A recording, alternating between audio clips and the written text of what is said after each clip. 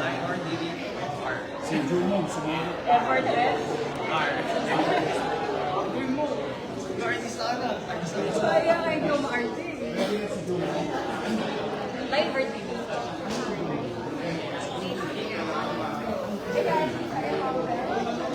Live or TV? Parang hindi ka. Ay, sayang.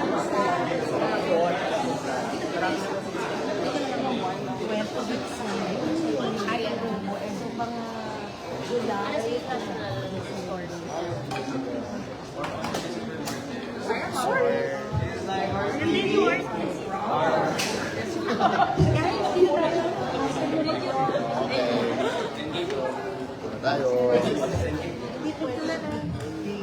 Chris Cabrera, runner. Kaya nga, Dito lang ako. Next election.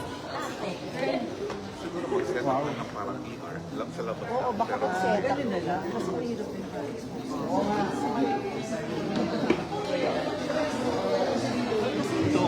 Bawal kumatakbo ka. So, kumatakbo ka, hayaan mo ni si Athena mag-cover. Takbo kayo ni Cover na. Gaano lang ako yung views sa private. Lahat tayo na makikita.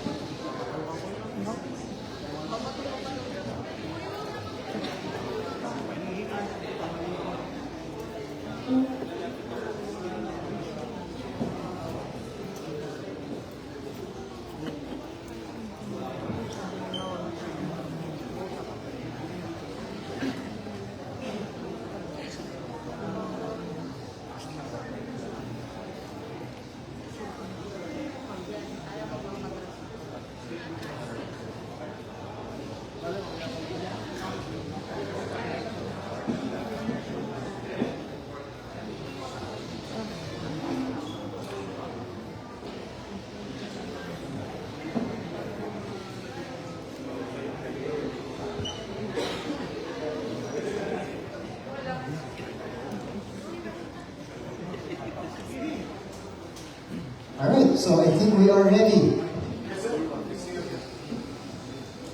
Hello, good afternoon. Thank you all so much for joining us on this beautiful, beautiful afternoon. And we are very excited for this. First off, my name is Martin Javier, and I'm excited because this is not your ordinary contract signing. Para po sa maraming tao dito, malapit po ito sa puso nila. You know, this is the beginning of a project powered by good vibes, good energy, and genuine kapuso kindness, because the first ever Sparkle Run is officially happening! Yes! Okay. I know what you guys are thinking, it's about time that we did this. And we're excited because we're not just doing this for ourselves, for the runners here in Sparkle, but we're doing this to inspire others to get moving as well. Okay, but more than a race, Sparkle Run is about coming together, artists, fans, runners, first-timers, and communities, moving with one purpose, to feel good, do good, and spread kindness every step of the way. So it's set to take place on May 30. Sparkle Run is proudly mounted and spearheaded by Sparkle. Palakpakan naman po natin ang Sparkle, in partnership with the Department of Tourism, Culture, and Arts of Manila, or DTCAM, as our venue partner, and of course, Run Rio Inc. as our event organizer. The City of Manila, Run Rio, thank you so much for helping us out in this endeavor. And we're actually targeting, this is why we need your help, we're targeting 8,000 participants, 8,000 runners, and everyone is invited to join, whether you're a seasoned runner or you guys are just starting out. So more details on registration will be announced very, very soon, so please stay tuned. But this is gonna be the track now. And I think if you run most of the Run Rio races, you know about this route already. So the run will start at the end at the Carino Grandstand, passing through some of Manila's most iconic landmarks. To ensure a safe, seamless, and world-class experience, we are also pleased to collaborate with Run Rio Inc., led by Coach Rio de la Cruz, who, by the way, ran all 7 major marathons, world major marathons last year, in 1 year. First Filipino to do it and he did it in 2025. That's Coach Rio for you. Whose name has become synonymous with excellence and integrity in Philippine race management. He is the gold standard. And with the support of DTCAM, Run Rio's expertise, and Sparkle's creative and inclusive energy, we are confident that Sparkle Run will be an event everyone can truly look forward to. But before we proceed to the contract signing proper, allow me first to introduce our VIPs in attendance. We have them here in front. We begin with GMA Network's Senior Vice President, Attorney Annette Cosen-Valdez. Also here is Sparkle's First Vice President, Ms. Joy Marcelo. The President and CEO of Run Rio, Mr. Rio de la Cruz. And now, the Mayor of Manila, Mr. Francisco Isko Moreno Dumagoso. Good.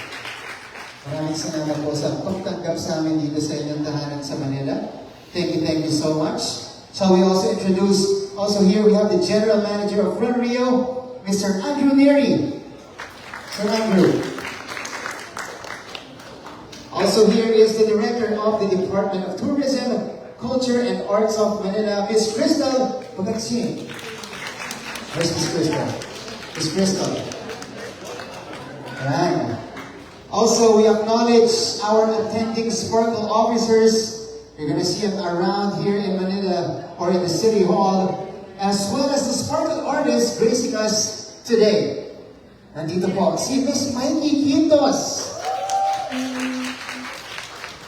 Matik na. Ito mga nandito po, 10K yan, automatic. Okay. Sa dulo na. Okay. Siyempre, di mawawala yung Sparkle Run na hindi sumasali si Mr. Christopher Martin, our triathlete in Sparkle. Also here is Miss Ira Lopez. And ito papatakbuhin natin. Ma-workout to, ma-weights. Papatakbo, mapang-ardyohin natin si Royce Cabrera. Again, thank you for being part of this milestone. Round of applause for them, please. Our VIPs and of course our artists and Sparkle officers, thank you so much. So you guys are planning on posting on your social media accounts, especially to our GMA internal teams and to the members of the local government of Manila. Please use our hashtag for this afternoon's event. That's hashtag Sparkle Run 2026. And at this point, we now proceed with the official contract signing ceremony for the Sparkle Run, formalizing partnership rooted in wellness, unity, and kindness. Okay, so first off, please pick up the pens on the table. Pens up first before we officially sign. Okay, pens up first for our photographers here in front. Pens up. Okay, and now you may proceed with the signing of the contract. This is of course going to be recorded by our news team.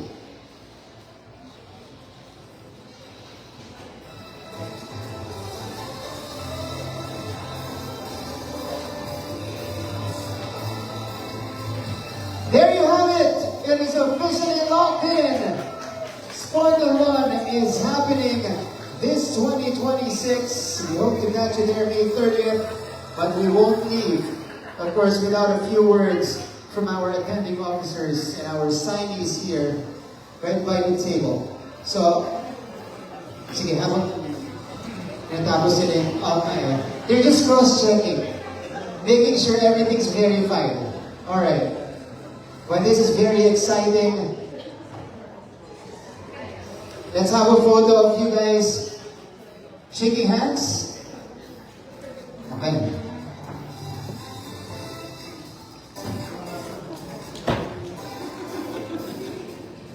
Before we go to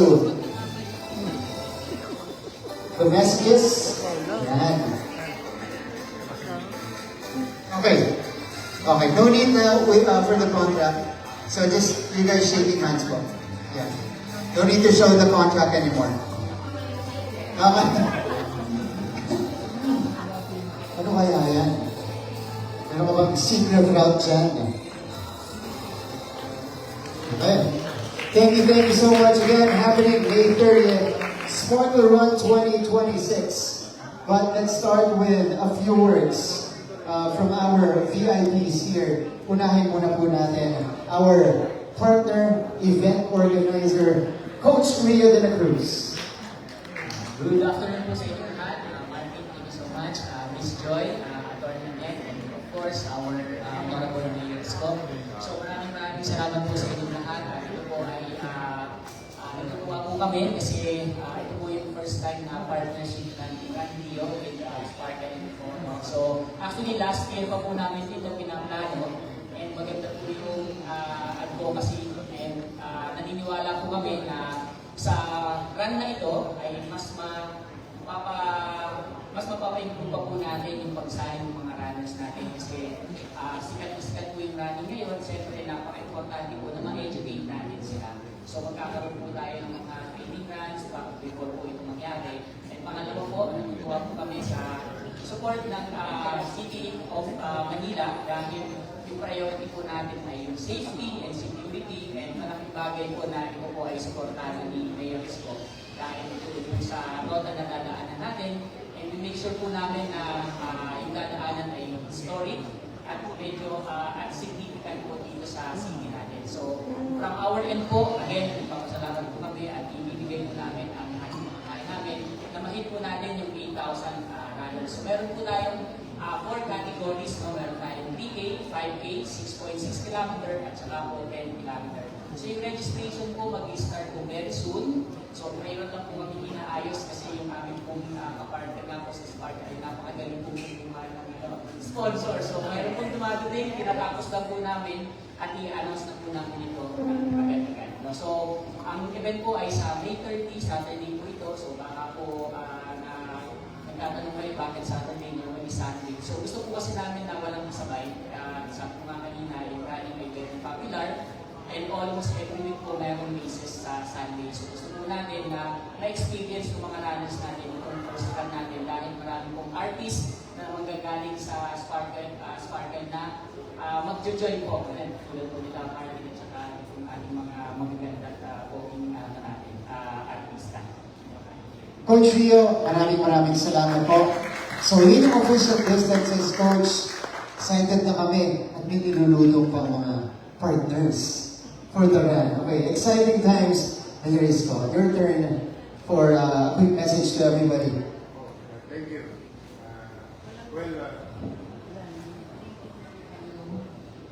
Yes, thank you. We're very grateful to GMA 7 Kapuso and to Randy and to the organizer on behalf of the people of Manila. We extend our gratitude to GMA and Randy. Sapagkat excited kami mga taga Manila. One, kaya kami nagpapasalamat kay muling unti-unting bumabalik ang tiwala ng mga korporasyon sa lungsod at mga event organizer sa lungsod at even the businesses are growing. Grew by 40% this January year on year. Second, and very important, kaya kami masaya-masaya. Excited yung mga adults namin sa Manila.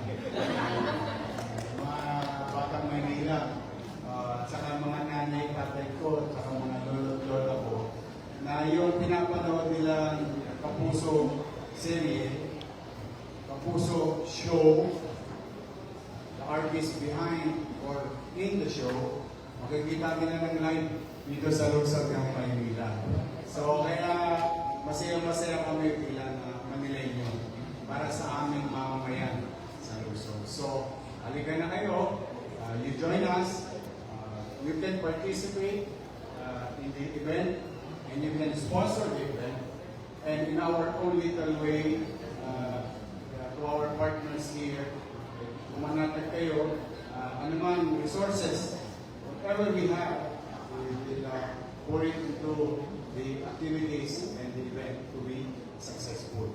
And hopefully, this will be the start of so many years of partnership with JB7, Kapuso, and all other activities na pwedeng maibigay ng Luzon through our Department of Tourism, Arts and Culture sa Luzon ng Manila through the leadership of Miss Amanda, but better known as Director Crystal Noguechi. So again, sa mga manonood at iba pang organizer ng anumang activities, international, which is very recent, there was an international event, so sinabi mo kanina, sa Rohan, activities there. And lagi po kayong welcome po kayo sa Maynila. Maraming salamat sa Maraming salamat din po. Mayor Isko, thank you for welcoming us here. At syempre po, susunod naman po, Miss Joy Marcelo. So thank you very much, Coach Rio and Yorme, Mayor Isko. Thank you for opening the doors and the streets of Manila for us. Ito na yung siguro one of the highlights or biggest highlight of Sparkle and GMA kasi ito talaga yung first na run. So I'm especially happy for our artists na very health conscious na, not just actually matagal na, pero ito na yung naisip namin na ito na siguro yung activity that will really help them also in their advocacies. Hindi lang yung mga artists na nandito like Royce, Christopher, Ira, and Mikey. There are a lot of other artists like sila Barbie, Fortesa, sila Alvin, who are into running. So remember, perfect venue for them, as well as also for the fans to be siguro closer to the artists of Sparkle kasi pwede talaga sila tumakbo with their idols, kumbaga, with our artists. So we are excited for this, and we will all see you on Facebook. Thank you, Ms. Joy, and the Attorney Annette. Your message to everybody here. Gusto ko nagsasalita ng huli kasi nasabi na lahat. So good afternoon everyone. Ang masasabi ko lang ay sa aming first ever Sparkle Run, I couldn't ask for better partners. With Coach Rio Rancio and of course, Yorme, City of Manila. Napakaganda ng City of Manila and I can't wait na makita ng lahat ng kalahok sa pagtakbo nila sa lungsod nyo. So thank you very much. Looking forward so much to meet you. Thank you so much, Attorney Annette. Thank you to our VIPs here for their messages. And now we open the floor for some questions from our friends from the press. And we begin with JPO TV. Yan. Hi, I'm Jason from TikTok po. Congratulations po sa event. I'm looking forward to it. My first question po sa Miss Joy po.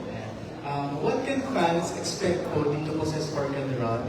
And ano po yung experience na pwede na lang pinipidin po dito sa Sparkle Run? Of course, with their favorite artists. Thank you so much. So, like I mentioned earlier, is yung mga artists natin, we have like 300 artists or more. But hopefully, baka hindi naman kaya na lahat, but more than half of that, so I'm confident 200, maybe 200 or more artists will join us for the run. As early as maybe next week, we will open the registration already. So, yung mga fans and runners alike can go to the site and then register already. So, meron yata doon, Rio will share some of the details later kung kaninong team sila. I think we will do that now. Kanyari, Team Mikey, Team Ira, Team Christopher, Team Roy. So, we can have an idea already kung sino yung mga gusto nilang makasama na artista for that run. So, it's a great experience kasi united kumbaga. Kaya nga sinasabi namin na ito yung run for unity, run for kindness also. Kasi nga, magkakasama na this time yung artista at saka yung runner. That and a lot more. We're looking forward to this, Miss Joy. Thank you so much po.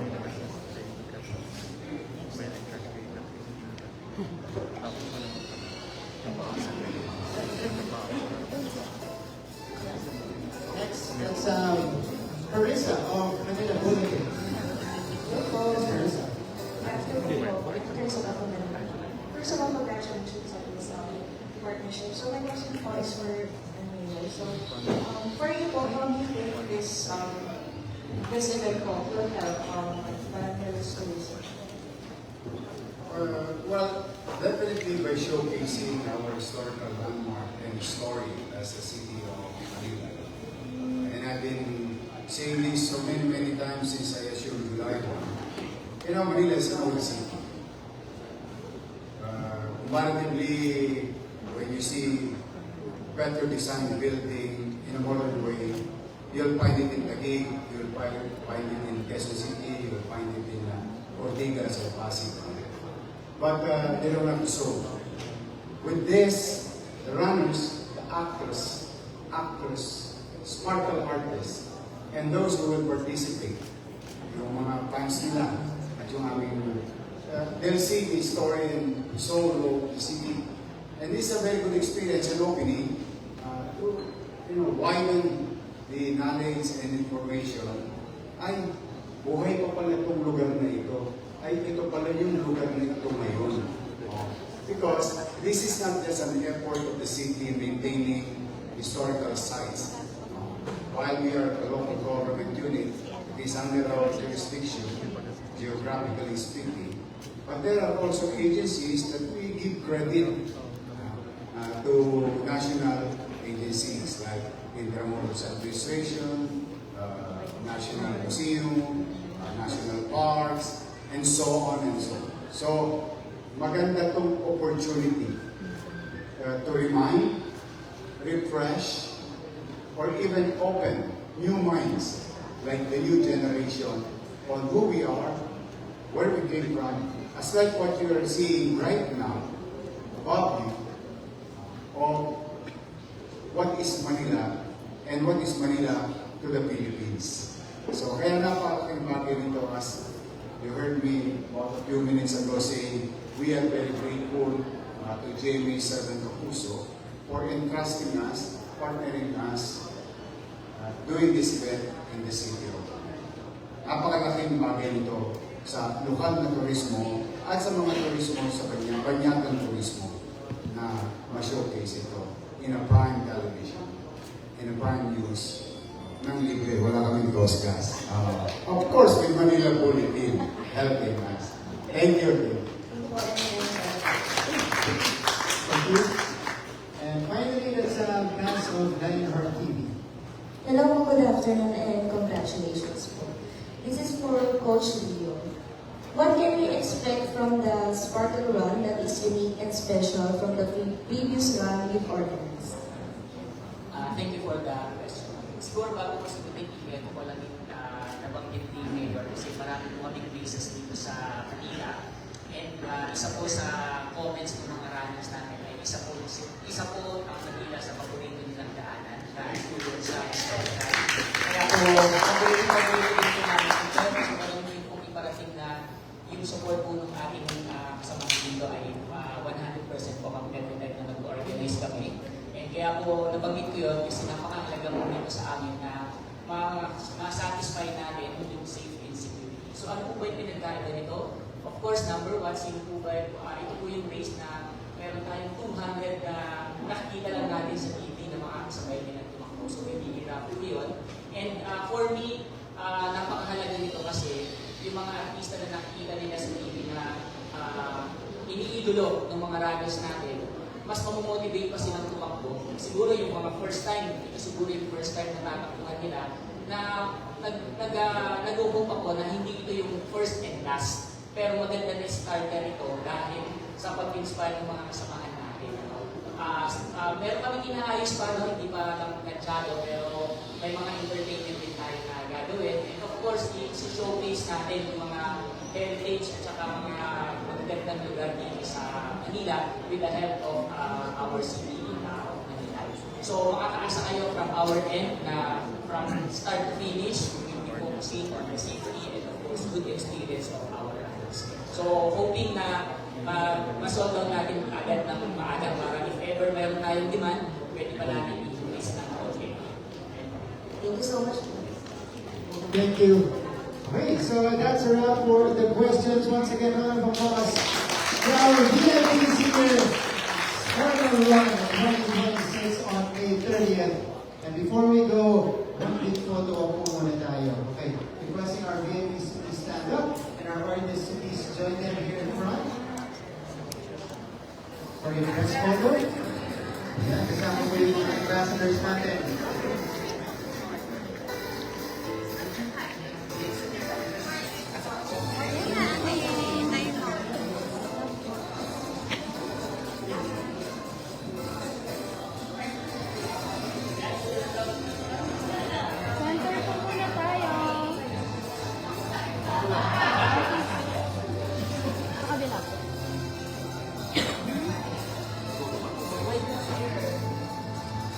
Center po muna.